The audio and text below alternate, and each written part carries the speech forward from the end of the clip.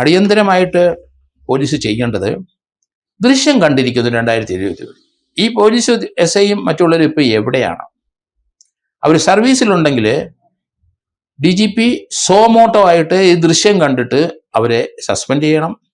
പിന്നീട് അവരെ സർവീസിൽ നിന്ന് റിമൂവ് ചെയ്യേണ്ടി വരും.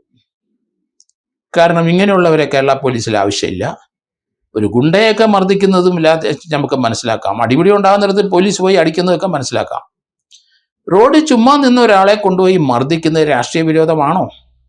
വേറൊരു വിരോധം വരാൻ സാധ്യതയില്ലല്ലോ. പോലീസിനെ അയാൾ ചീത്ത വിളിച്ചിട്ടുണ്ടാവാൻ സാധ്യത കുറവ്. പോലീസ് ചീത്ത വിളിച്ചതാണ് ചലഞ്ച് ചെയ്തത്. ഏതായാലും കേരള പോലീസിൻ്റെ പ്രത്യേകിച്ച് മർദ്ദനത്തിൻ്റെ ഭീകര രൂപം നമ്മൾ കണ്ടിരിക്കുന്നു.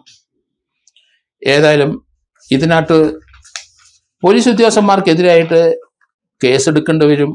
അത് സോമോട്ടോ ആയിട്ട് ഇപ്പോഴത്തെ അവിടുത്തെ SHO ആരായാലും ശരി സോമോട്ടോ ആയിട്ട് കേസെടുക്കേണ്ടി വരും.